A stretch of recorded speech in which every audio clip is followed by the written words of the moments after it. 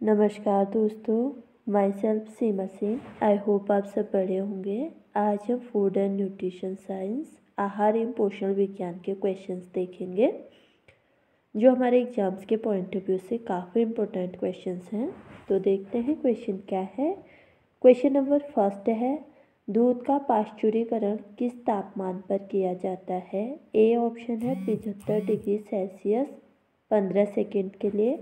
B option है 72 degree Celsius 15 second के लिए। सी ऑप्शन है 72 डिग्री सेल्सियस 30 सेकेंड के लिए। और डी ऑप्शन है 75 डिग्री सेल्सियस 30 सेकेंड के लिए। तो दूध का पाश्चुरीकरण किस तापमान पर किया जाता है। 72 डिग्री सेल्सियस 15 सेकेंड के लिए। ठीक है, दूध को 72 डिग्री सेल्सियस पर गर्म किया जाता है और 15 सेकेंड के लिए किया जाता है। तो क्वेश्चन नंबर फर्स्ट का बी राइट आंसर है। क्वेश्चन नंबर सेकंड है, फल उत्पाद आदेश मानक कब आया। ए ऑप्शन है 1945, बी ऑप्शन है 1946, सी ऑप्शन है 1952 और डी ऑप्शन है 1955। तो फल उत्पाद आदेश मानक कब आया। 1946 में आया। क्वेश्चन नंबर सेकंड का बी राइट आंसर है। क्वेश्चन नंबर थर्ड है, HDL कोलेस्ट्रॉल की मात्रा शरीर में पाया जाता है। ए ऑप्शन है 50 से 60 mg, बी ऑप्शन है 40 से 60 mg, सी ऑप्शन है 30 से 50 mg और डी ऑप्शन है 40 से 50 mg। तो HDL कोलेस्ट्रॉल की मात्रा कितनी पाई जाती है। 40 से 50 mg पाई जाती है। क्वेश्चन नंबर थर्ड का बी राइट आंसर है। क्वेश्चन नंबर 4 है, हल्दी में किस विषाक्त पदार्थ की मिलावट की जाती है। ए ऑप्शन है सफ़ेद चूरा, बी ऑप्शन है टेल्कम पाउडर, सी ऑप्शन है लेडकोमेट का चूरा और डी ऑप्शन है सभी। तो हल्दी में किस विषाक्त पदार्थ की मिलावट की जाती है। लेडकोमेट का मिलावट की जाती है। क्वेश्चन नंबर 4 का सी राइट आंसर है। क्वेश्चन नंबर 5 है, ड्राई हीट विधि के अंतर्गत आते हैं। ए ऑप्शन है रोस्टिंग, बी ऑप्शन है बेकिंग, सी ऑप्शन है ए और बी दोनों और डी ऑप्शन है बेकिंग विधि।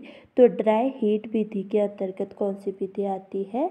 रोस्टिंग और बेकिंग दोनों विधियाँ आती है। क्वेश्चन नंबर 5 का सी राइट आंसर है। ठीक है, ड्राई हीट मेथड के अंदर कौन सा आता है। रोस्टिंग मेथड और बेकिंग मेथड आता है। तो क्वेश्चन नंबर 5 का सी राइट आंसर है। क्वेश्चन नंबर 6 है, चिकनाई द्वारा पाक क्रिया की विधि है। ए ऑप्शन है उथली विधि, बी ऑप्शन है गहरी विधि, सी ऑप्शन है शुष्क विधि और डी ऑप्शन है उपरोक्त सभी। तो चिकनाई द्वारा पाक क्रिया की जो विधि है वो कौन सी है। उपरोक्त सभी विधियाँ जो है वो चिकनाई द्वारा उपयोग की जाती है। उथली विधि, गहरी विधि और शुष्क विधि। तो क्वेश्चन नंबर 6 का डी राइट आंसर है। क्वेश्चन नंबर 7 है, 2 या 2 से अधिक अनाजों के मिश्रण को क्या कहा जाता है। ए ऑप्शन है मिश्रण, बी ऑप्शन है समूह, सी ऑप्शन है मिलेट्स, डी ऑप्शन है कोई नहीं। तो ये 2 या 2 से अधिक अनाजों के मिश्रण को मिलेट्स कहा जाता है। जैसे सत्तू होता है, सत्तू में 2 या 2 से अधिक अनाजों का मिश्रण होता है, वो उसी मिश्रण को मिलेट कहा जाता है। तो क्वेश्चन नंबर 7 का सी राइट आंसर है। क्वेश्चन नंबर 8 है, आलू के अंकुरण में निम्न विषाक्त पदार्थ पाया जाता है। ए ऑप्शन है सोलेनाइन, बी ऑप्शन है सिगेरा, सी ऑप्शन है ए और बी दोनों और डी ऑप्शन है उपरोक्त में से कोई नहीं। तो आलू के अंकुरण में जो विषाक्त पदार्थ पाया जाता है वो कौन सा होता है। सोलेनाइन होता है। क्वेश्चन नंबर 8 का ए राइट आंसर है। ठीक है, क्वेश्चन नंबर 9 है, टीनिया सेलियम जीवाणु दूषित करता है। ए ऑप्शन है मांस को, बी ऑप्शन है सुअर के मांस को, सी ऑप्शन है मछली को और डी ऑप्शन है वनस्पति में। तो टीनिया सोलिया जो जीवाणु होता है ये सुअर के मांस को दूषित करता है। सुअर के मांस में टीनिया सोलिया पाया जाता है। तो क्वेश्चन नंबर 9 का बी राइट आंसर है। क्वेश्चन नंबर 10 है, मानव दूध में प्रोटीन की मात्रा कितनी पाई जाती है। ए ऑप्शन है 1.1, बी ऑप्शन है 1.2, सी ऑप्शन है 2.1 और डी ऑप्शन है 2.2। तो मानव दूध में जो प्रोटीन की मात्रा होती है वो कितनी पाई जाती है? 1.1 पाई जाती है। क्वेश्चन नंबर 10 का ए राइट आंसर है। क्वेश्चन नंबर 11 है, अंडे के सफ़ेद भाग में कौन सा प्रोटीन पाया जाता है? ए ऑप्शन है फास्फोप्रोटीन, बी ऑप्शन है फ्लेवोप्रोटीन, सी ऑप्शन है ग्लाइकोप्रोटीन और डी ऑप्शन है उपरोक्त में से कोई नहीं। तो अंडे के सफ़ेद भाग में जो प्रोटीन पाया जाता है वो कौन सा प्रोटीन होता है? फ्लेवोप्रोटीन्स होता है। क्वेश्चन नंबर 11 का बी राइट आंसर है। क्वेश्चन नंबर 12 है, पेप्टिक अल्सर के उपचार में दिए जाने वाला आहार है? ए ऑप्शन है उपचारात्मक आहार, बी ऑप्शन है लेनहार्ट डाइट, सी ऑप्शन है प्रोटीन युक्त आहार और डी ऑप्शन है सरल आहार। तो पेप्टिक अल्सर के आहार में जो पेप्टिक अल्सर के उपचार में जो आहार दिया जाता है वो कौन सा होता है? लेनहार्ट डाइट होता है। क्वेश्चन नंबर 12 का बी राइट आंसर है।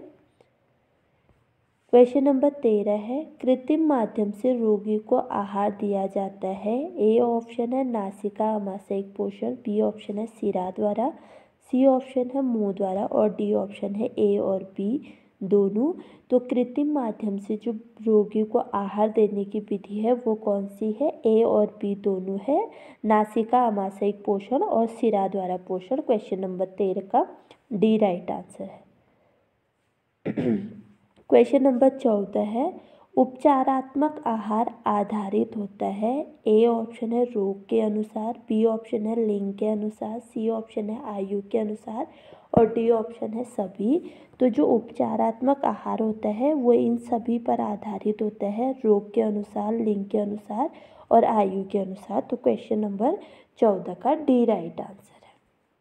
क्वेश्चन नंबर 15 है, अल्पभारिता एवं खाद्य विकार है? ए ऑप्शन है मोटापा, बी ऑप्शन है अधिक खाना, सी ऑप्शन है एनोरेक्सिया नर्वोसा और डी ऑप्शन है केवल बी।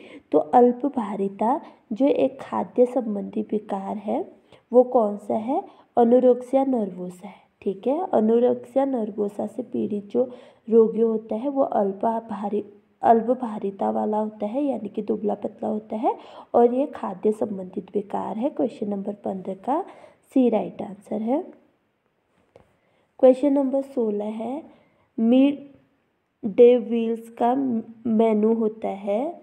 ए ऑप्शन है अस्थिर, बी ऑप्शन है स्थिर, सी ऑप्शन है औपचारिक और डी ऑप्शन है मात्रात्मक। तो मील एंड व्हील का जो मेनू होता है वो कौन सा होता है? स्थिर मेनू होता है। ठीक है, स्थिर मेनू होता है। क्वेश्चन नंबर 16 का बी राइट आंसर है।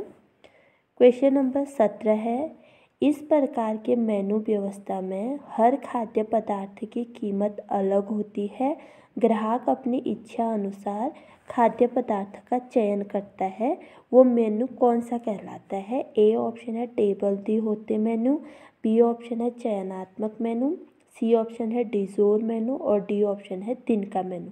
तो जिस मेनू में हर खाद्य पदार्थ की कीमत अलग होती है और ग्राहक अपनी इच्छा अनुसार खाद्य पदार्थों को लेता है तो वो मेनू कौन सा कहलाता है? चयनात्मक मेनू कहलाता है। क्वेश्चन नंबर 17 का बी राइट आंसर है। क्वेश्चन नंबर 18 है, एनीमिया के कारण है? ए ऑप्शन है आयरन की अधिकता, बी ऑप्शन है हुकवॉर्म्स, सी ऑप्शन है पीलिया और डी ऑप्शन है उपरोक्त सभी। तो एनीमिया के कारण कौन से हैं? हुकवॉर्म्स हैं। क्वेश्चन नंबर 18 का बी राइट आंसर है। ठीक है, क्वेश्चन नंबर 19 है, OGTT का पूर्ण रूप है?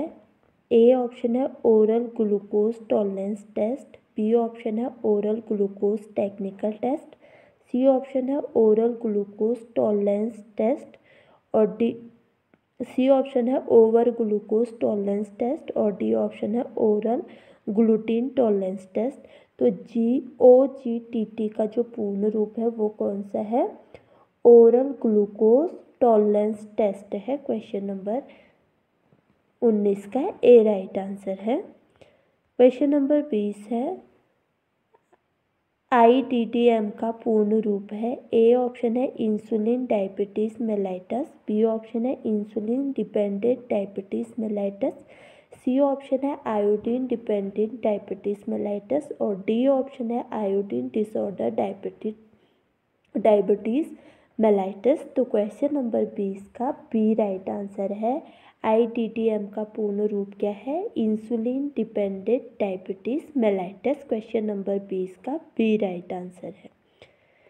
क्वेश्चन नंबर 21 है, मानव शरीर की सबसे बड़ी ग्रंथि यकृत का भार कितना होता है? ए ऑप्शन है 1.2 kg, बी ऑप्शन है 1.5 kg, सी ऑप्शन है 2.4 kg और डी ऑप्शन है 2.1 kg। तो मानव शरीर की जो सबसे बड़ी ग्रंथि होती है वो कौन सी होती है? यकृत होती है। इसका भार कितना होता है? 1.5 kg होता है। क्वेश्चन नंबर 21 का बी राइट आंसर है।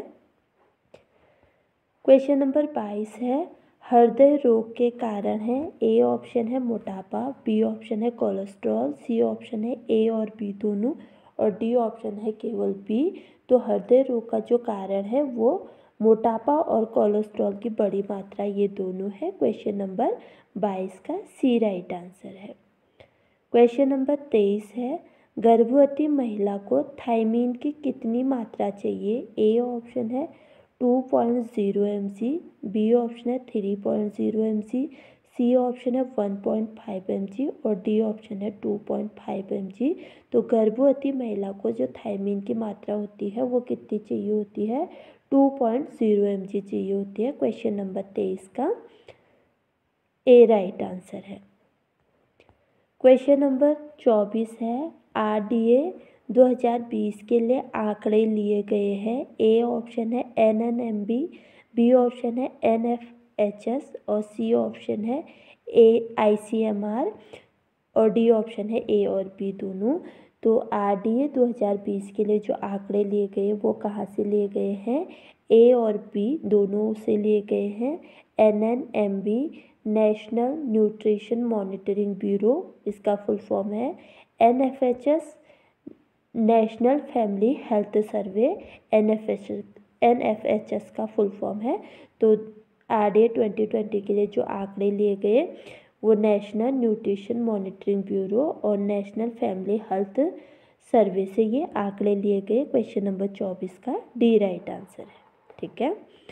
क्वेश्चन नंबर 25 है, कॉपर से संबंधित रोग है? ए ऑप्शन है विल्सन रोग, बी ऑप्शन है मेंकी सिंड्रोम, सी ऑप्शन है ए और बी और डी ऑप्शन है केवल बी। तो कॉपर यानी कि तांबा से संबंधित जो रोग है वो ये दोनों हैं, विल्सन रोग और मेंकी सिंड्रोम। क्वेश्चन नंबर 25 का ए राइट आंसर है।